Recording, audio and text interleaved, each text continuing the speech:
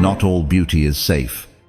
Some women walk into your life like a sunrise, warm, radiant, almost divine, but over time, the light fades. And what's left isn't peace, it's confusion, it's self-doubt. It's chaos dressed in silk. This isn't about bitterness, it's about clarity.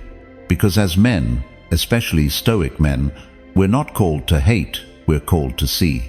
To recognize the difference between genuine love and emotional traps wrapped in charm. She may be stunning, magnetic, irresistible, but not every beautiful woman is a safe woman. In today's video, we'll break down 10 feminine traps behaviors that seem harmless at first, but will steal your energy, your time, and your sense of self if you're not paying attention. This isn't judgment, it's protection for your peace, for your purpose, for the man you're becoming. Trap number 1. The victim angel. She's always the one hurt. She tells you her story, and your heart aches for her. Every chapter is filled with betrayal. Her ex was a narcissist, her boss was sexist, her best friend stabbed her in the back, her family never believed in her. And now, here she is, looking into your eyes like you're the one who might finally get it. Finally treat her the way no one else ever did. It's disarming. It feels like honesty, vulnerability, like you're being let into a sacred space that no one else has earned. But here's what you don't see yet. She's always the victim, in every story, in every conflict, in every fall. And that's not a red flag, it's a blazing siren. Because when someone positions themselves as the eternal innocent, it means one thing: they've never learned to take ownership, not even a little. And here's the dangerous part for you: the man who listens, the man who wants to protect. At first, you'll feel needed, trusted, like you've found a woman who's been hurt, but is still soft, still hopeful. And you'll want to be the one who heals what others have broken. That's the trap. The victim angel doesn't need healing. She needs an audience. And once you step into the role of rescuer, you've entered her script. A script where she remains blameless, and everyone else, including you, eventually becomes the next villain. Because here's the hard truth. A woman who refuses to examine her role in her past will never own her role in your future. She'll rewrite every disagreement to make you the aggressor. She'll twist every boundary into emotional neglect. And if you ever dare suggest that maybe, just maybe, she's not entirely innocent, you'll become just like the others. Cold, dismissive, another man who doesn't understand her. Sound familiar? I've seen men lose years in this trap. Good men, stoic men, men who tried to help, fix, support. And slowly, they stopped recognizing themselves, constantly apologizing, constantly walking on eggshells, constantly trying to prove they weren't like him.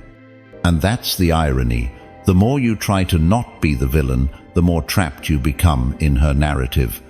Now let me be clear, there's nothing wrong with someone who's been through pain.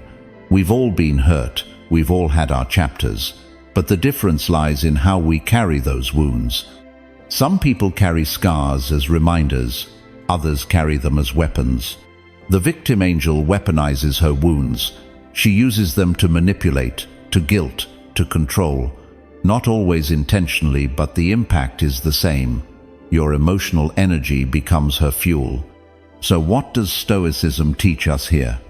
Marcus Aurelius said, "You have power over your mind, not outside events. Realize this, and you will find strength." That includes her stories, her moods, her accusations. You don't have to fix her past. You don't have to be the exception to her pain. You simply have to see the pattern and choose not to be consumed by it. Offer compassion, yes, but hold your ground. Observe the pattern, don't get pulled into it. If every story ends with her as the wounded and everyone else as toxic, you're not her safe place, you're her next chapter. And brother, your life is worth more than that. A man of clarity doesn't try to rescue a woman who refuses to grow. He doesn't waste his strength chasing illusions. He walks with reason, with peace, with discernment. Because not every cry for help is a call for healing. Sometimes it's a setup. Trap number 2. The drama conductor. She needs chaos to feel alive. At first it's exciting. She's passionate, fiery. There's a kind of energy about her that pulls you in. But before long, you realize it's not passion, it's volatility. Because when life gets calm, she gets restless. And when things start to feel peaceful, she starts to stir the pot. She doesn't do stillness, she doesn't do silence, and she sure as hell doesn't do stability. The drama conductor is addicted to emotional turbulence. It's how she feels powerful. It's how she maintains control. She creates storms not because they're necessary, but because they're familiar. To her, peace feels like abandonment. Stability feels like boredom. So she manufactures tension, tests boundaries, and watches you twist. It starts subtly. A joke you didn't laugh at enough. A text you took too long to answer. An offhand comment she claims was insensitive. Suddenly, you're in a 2-hour argument that started with, "Nothing's wrong." And you're left spinning, trying to explain, to reassure, to fix. But every resolution is temporary, because she doesn't want peace-ish, wants emotional dominance. Chaos is her currency. And the more you engage, the more you feed her power. Stoicism sees this clearly.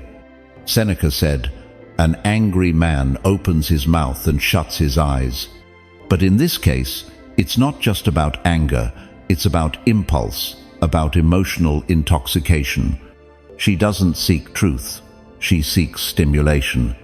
And if you're the closest source of it, congratulations, you're the spark she'll keep striking just to watch the fire burn. Now here's the trap. You'll start thinking it's your fault, that you're not attentive enough, that if you just communicated better, tried harder, showed more affections, she'd calm down. But that's the lie. It's not you, it's the pattern. You're not in a relationship, you're in a performance. And every conflict is a new act. You play the confused partner, she plays the misunderstood woman. The script changes, but the emotional chaos never ends. So what does a Stoic man do? He doesn't react. He doesn't fight fire with fire. He steps back. Not always physically, at least, not at first, but emotionally, spiritually. He creates distance between himself and the madness. Because you're not her therapist. You're not her emotional punching bag. And you are not responsible for the fireworks she's lighting just to feel something. You observe. You stay grounded. You choose peace even if it means walking away. Epictetus taught, "We cannot control others, only how we respond." And in the face of drama, the strongest response is silence. Stillness. Disengagement. That's not weakness, that's mastery. Because here's the hard truth. If she needs chaos to feel alive, she will burn you just to keep her fire going. Don't get caught in the flames. Trap number 3. The guilt whisperer. She controls you without words. She doesn't yell, she doesn't demand. She doesn't have to. Because guilt-real, sharp, suffocating guilt is her weapon of choice, and she knows exactly how to wield it. She's the kind of woman who makes you feel wrong without ever saying you're wrong. She'll look disappointed when you say no, go silent when you choose something for yourself, sigh softly when you make plans that don't include her, and you'll feel it. Not anger, not confrontation, but that tightness in your chest, that sinking feeling in your gut, that subtle nagging voice whispering, "You let her down." That's how she gets in. You'll start rearranging your priorities not because she asked you to, but because you're trying to avoid that feeling. You cancel the gym. You skip time with friends. You say no to your own needs and yes to her 7 when it costs you. And every time you give in, you give up a piece of yourself. That's how guilt works. It's not loud. It's not direct. It's quiet. It's corrosive. It makes you question your own sense of right and wrong. And over time, you stop choosing from freedom and start reacting from fear. Now let me be clear. A woman who's emotionally aware may feel hurt sometimes. That's human. That's honest. But a woman who uses that hurt to control your actions, that's a trap. The guilt whisperer doesn't want compromise. She wants compliance. And if you're a man with empathy, with a good heart, you're especially vulnerable because you'll want to make things right. You'll want to avoid being the bad guy. But here's the truth. Stoicism will teach you. No man is free who is not master of himself. Epictetus. If your choices are driven by guilt, not reason, not values, you are no longer free. You're just a puppet, pulled by emotional strings you never gave permission to exist. And here's the dangerous part. She may not even be doing it consciously, but the effect is the same. Your life starts revolving around her moods, her reactions, her silences. You'll find yourself explaining more than deciding, apologizing more than living. And slowly, the man you were, the man who had direction, clarity, fire, becomes a shadow who's just trying to keep the peace. But peace built on guilt is not peace. It's imprisonment with velvet walls. So what do? You return to your values, your clarity, your boundaries. You make decisions not to avoid guilt, but to honor who you are. You don't abandon her, you anchor yourself. And when she sighs, you don't flinch. When she pulls away, you stay calm. When she acts like you've let her down for choosing yourself, you remember, you're not choosing against her, you're choosing for you. That's not selfish, that's sovereignty. Because the man who leads with reason, not guilt, isn't just free. He's unshakable. Trap number 4. The cold companion. No empathy, just presence. She's there. She shows up. She smiles. She says the right words. But when you're hurting, really hurting, something's missing. She's present, yes. But it's a cold, hollow kind of presence. One that looks like care on the outside, but feels like distance on the inside. And that distance, you feel it in your bones. You share something real with her, something vulnerable. Maybe it's about your father's passing, your work falling apart, the quiet anxiety you've been wrestling with. She listens for a moment. Then the subject shifts. Back to her day, her plans, her minor inconveniences. You're left blinking, wondering if you imagined the whole thing. That's the cold companion. She's not cruel, she's not loud, she's just absent where it matters most. She doesn't know how to hold emotional space for anyone but herself. And in a world obsessed with connection, she makes you feel utterly alone. At first, you'll try to justify it. She's just not good with emotion. She probably didn't mean it like that. Maybe. But here's the reality. When someone lacks empathy, they don't just fail to connect, they undermine your reality. Your pain becomes inconvenient. Your struggles feel like burdens. And you slowly learn to shrink your truth just to keep things comfortable. Let's be clear, no one is perfect. We're not talking about someone who's emotionally tired or having a bad day. We're talking about a pattern. A woman who can't or won't meet you in your low shoe disappears behind polite nods and shallow responses when you need real presence the most. And here's the cost. You begin to retreat. You stop opening up. Not because you're afraid of judgment, but because you know there's nothing waiting for you on the other side of the conversation. There's no warmth, no mirror, no holding, just the cold echo of your own voice. Stoicism reminds us, waste no more time arguing what a good man should be. Be one. Marcus Aurelius. But let me add this. Waste no more time hoping someone will become something they are not. You can't force empathy. You can't teach emotional depth to someone who doesn't value it. And in a relationship, that becomes a slow erosion of trust, of intimacy, of your emotional foundation. Because a man doesn't just need sex or companionship, he needs witnessing, a soul who sees him, feels him, walks beside him, not just in glory, but in grief. And if she can't do that, if she's incapable of sitting with your silence, holding your pain without fixing it, without minimizing it, you are better off walking alone. Not in bitterness, in honor, because you deserve more than proximity. You deserve presence. Not someone who's there in body, but gone in spirit. Not someone who listens with ears, but never with her heart. So if you find yourself in a relationship where you feel lonelier with her than without her, listen to that. That's not love. That's emotional isolation in disguise. And the Stoic man? He doesn't beg for warmth where there's only frost. He builds a fire of his own and walks toward those who feel it. Trap number 5.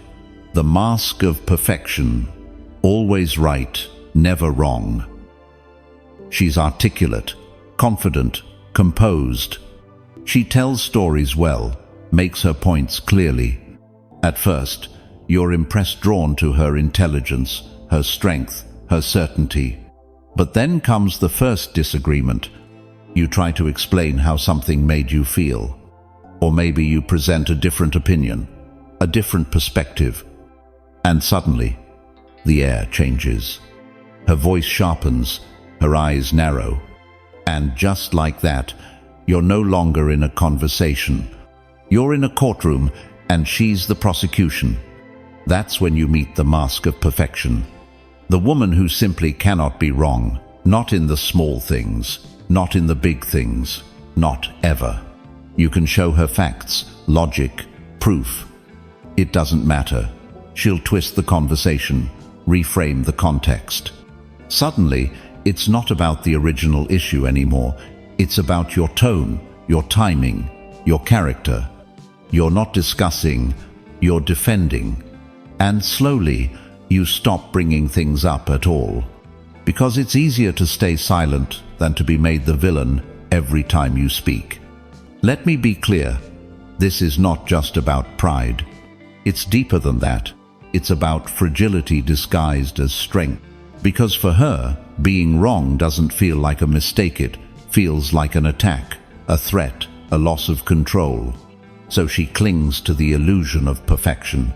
She builds walls of justification, shields of deflection. And if you try to penetrate those defenses, she'll turn the blame on you fast and without mercy. Here's what makes it dangerous. Over time, you start to second-guess yourself. You question your memory, your judgment. You begin to wonder, am I the problem? You find yourself apologizing not for what you did, but for how she felt. That's emotional distortion, and it's a slow death to any honest relationship. Stoicism gives us the antidote. If anyone can refute me, show me I'm making a mistake or looking at things from the wrong perspective, I'll gladly change. It's the truth I'm after. Marcus Aurelius. That's strength, that's maturity, that's growth. But when you're with someone who can't admit fault, who equates being wrong with being weak, you're not building together. You're managing egos, tiptoeing around landmines, living in performance. A true partner doesn't need to be perfect.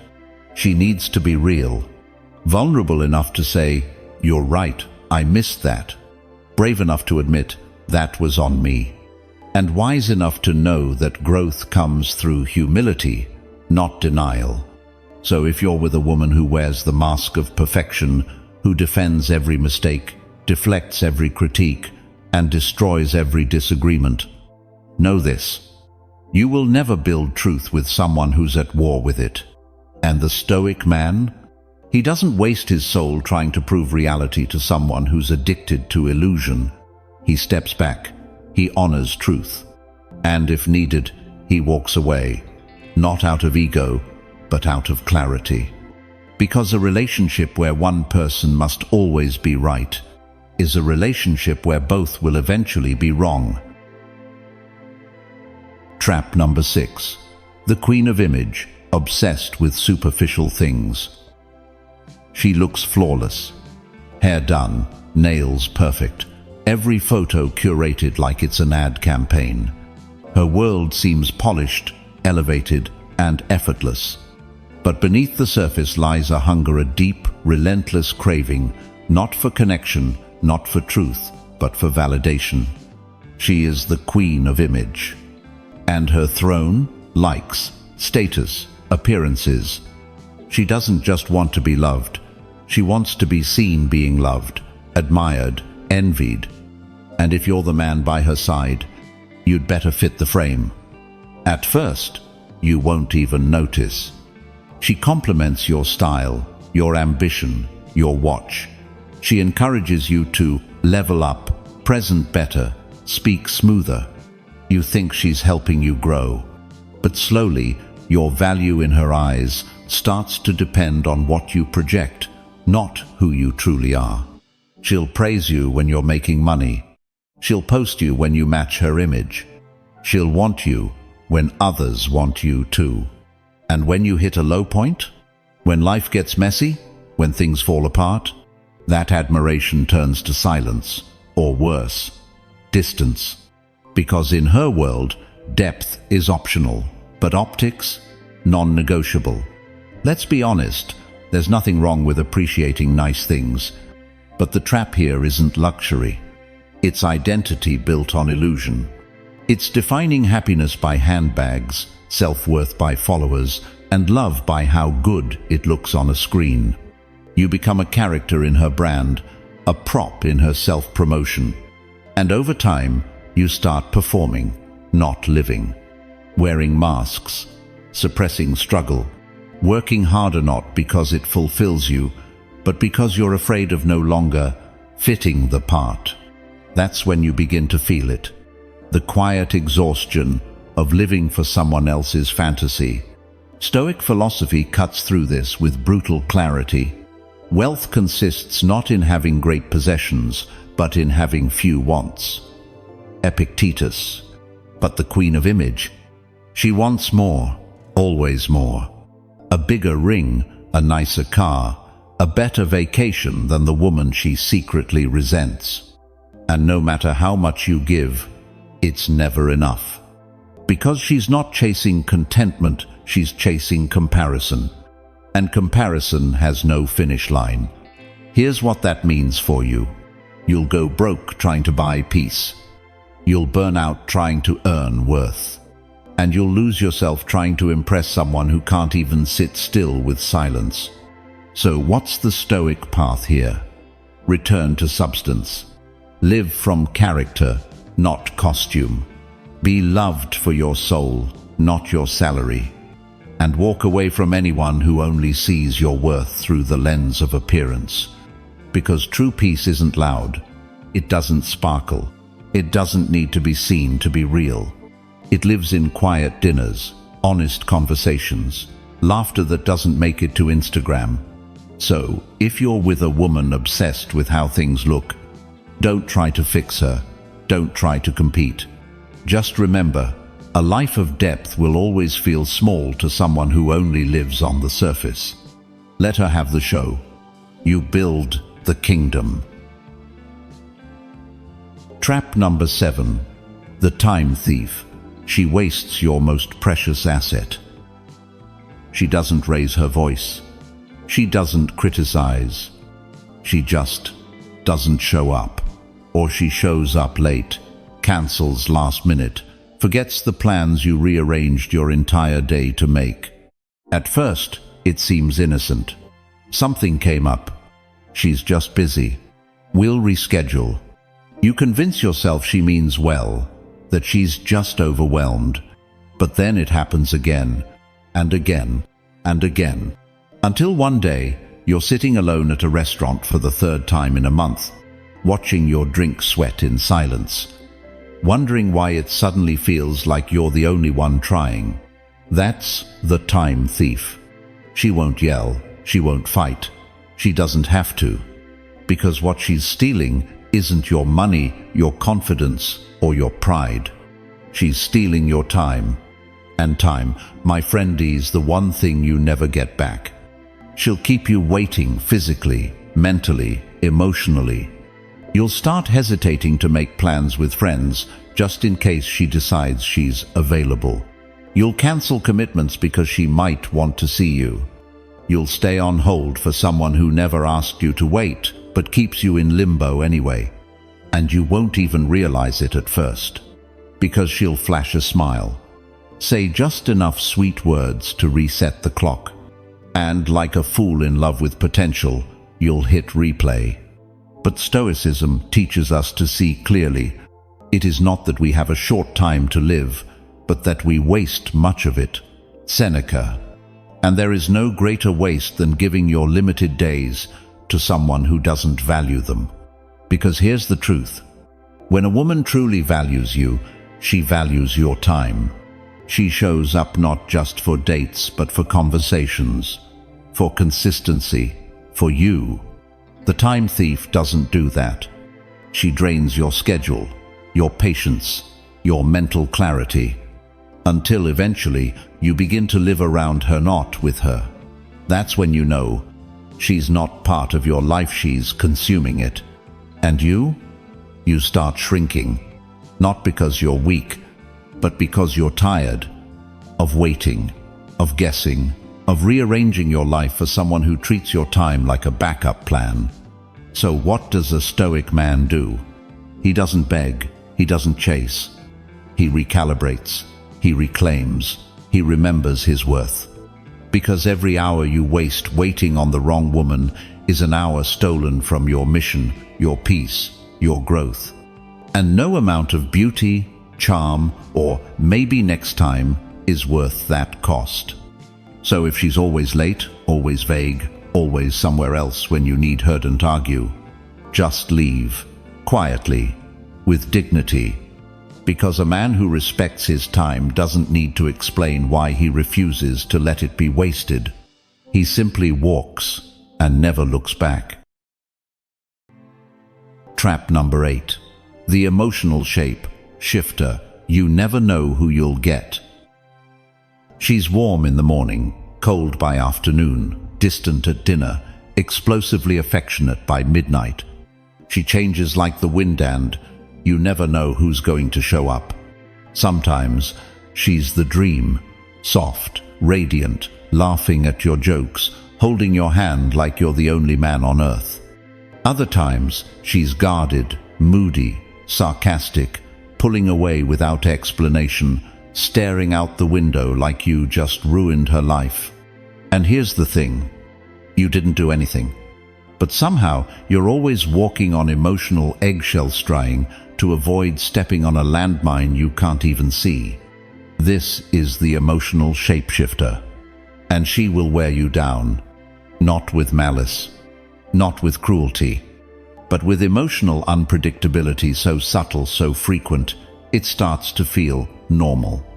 You tell yourself she's just complex, that you need to be more understanding. You become her emotional detective, trying to read the signs, decode the silences, anticipate the mood swings. And that's the trap. You stop living, you start managing. Not the relationship, but her. You adjust your energy, your tone, your behavior, just to keep things calm. And before long, you're no longer the man you were. You're a version of yourself designed for survival. That's not love. That's emotional survival mode. And here's what makes it dangerous. Some days she'll make you feel like a king. Other days, she'll make you question your entire worth. The highs are intoxicating, the lows are disorienting. And that cycle? It's not by accident. It's reinforcement. It's conditioning. The Stoics saw this pattern long before it had a name. A man who is a slave to his emotions lives at the mercy of others. Epictetus. When you allow someone else's mood swings to dictate your inner world, you're not just losing peace, you're surrendering power. You may think you're being compassionate, but what you're actually doing is giving control of your emotional state to someone who hasn't mastered their own. And the worst part? You become addicted to the good version of her. You stay, hoping she comes back. You tolerate the chaos for the crumbs of connection. You start confusing inconsistency with passion, emotional volatility with love. But love shouldn't feel like a guessing game. So what do? You stop trying to stabilize her. You stop thinking it's your job to decode her. You return to your center. Because a Stoic man doesn't need emotional perfection, but he does need emotional truth, consistency, presence, alignment. If she can't offer that, no matter how beautiful, how magnetic, how deeply connected you once felt, you walk, not in anger, but in clarity. Because a man grounded in reason doesn't dance for validation. He stands in stillness. And if she can't meet him there, he doesn't chase chaos. He becomes the calm she'll never forget, but can no longer reach. Trap number 9. The mirror. She reflects what you want, not who she is. She seems perfect. She laughs at your jokes, shares your values, loves your music, your vision, your philosophy on life. She finishes your sentences, mirrors your pace, makes you feel like you've finally found someone who gets it. And maybe she doesn't just get you.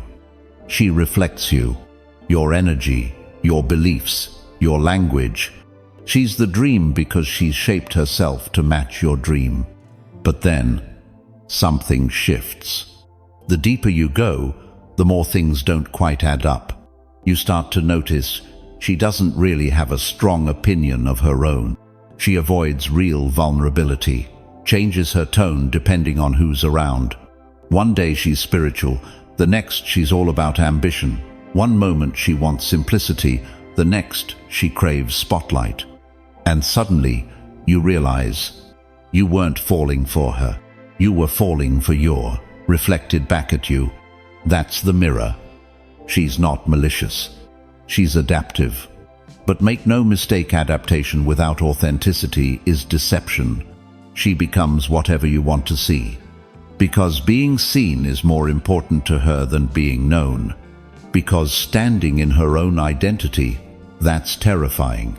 So instead, she hides behind yours. And the trap here is beautifully dangerous. You feel deeply connected, but never truly close. You feel seen, but not supported. You're talking to a reflection, not a reality. And here's the deeper danger. When things get hard, and they always do, you won't know who you're dealing with, because she hasn't shown you her real self. She's shown you what she thinks you want. And when you stop being her ideal man, she'll either change the mask or disappear. Because the mirror isn't grounded. She's performative, responsive, but never rooted. Stoicism demands something better. Never esteem anything as of advantage to you that will make you break your word or lose your self-respect. Marcus Aurelius. That includes relationships built on illusion, on flattery, on emotional mimicry.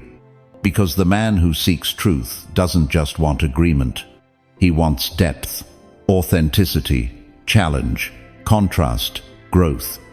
And you'll never grow beside someone who's too afraid to bring their real self to the table.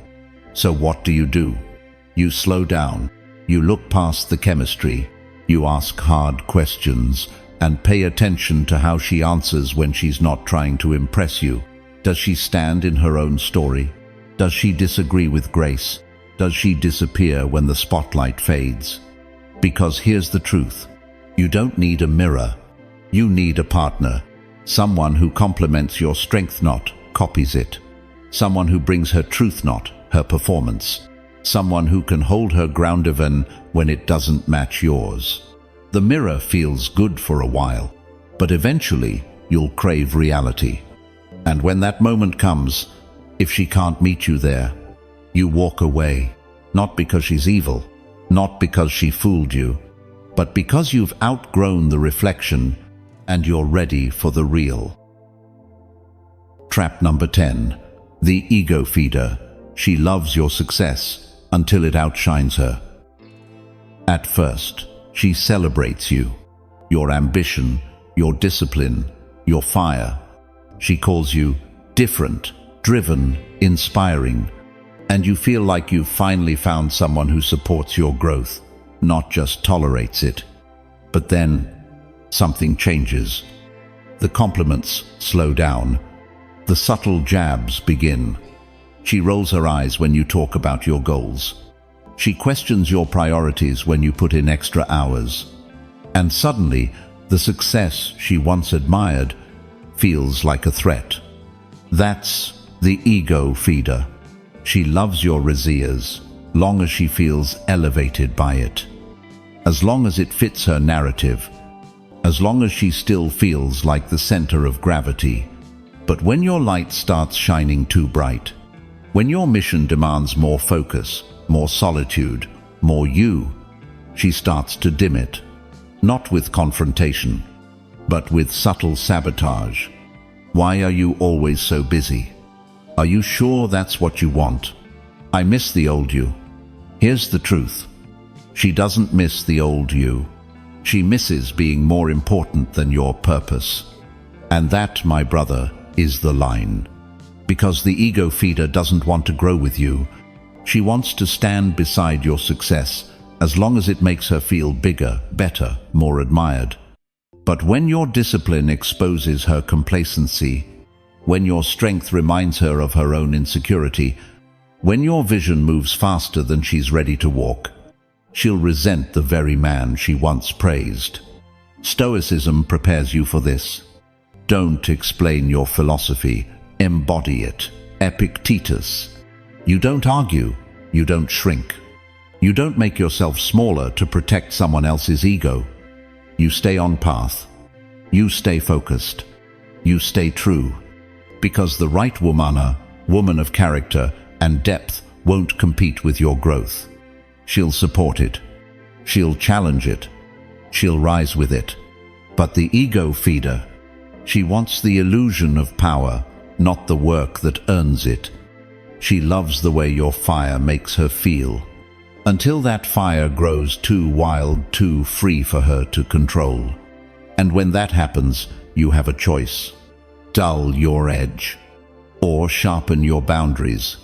The Stoic man chooses the latter, because your calling isn't negotiable. Your vision isn't a burden. Your strength isn't something to apologize for. It's sacred. So, if she can't celebrate you when you evolve, if she feels threatened by your becoming, if she starts shrinking your light to make hers seem brighter, don't explain, don't defend. Just rise, and trust that the woman who's meant to stand beside you won't flinch at your fire. She'll burn beside you. Conclusion. Walk like a Stoic, love like a king. Not every beautiful woman is a blessing. Some are mirrors, some are storms, some are masks. But all of them come with one question. Will you sacrifice your peace to keep the illusion alive, or walk in truth, even if it means walking alone? A Stoic man doesn't chase chaos. He doesn't rescue what refuses to grow. He chooses clarity over confusion, stillness over performance, depth over desire. So if these traps sound familiar, take the lesson, take the power back. And remember, your time, your purpose, your soul are not up for negotiation. If this spoke to you, share your thoughts below. Comment, I choose clarity to claim it. Subscribe, stay grounded, and keep rising. The world needs more men who love with honor and walk with fire.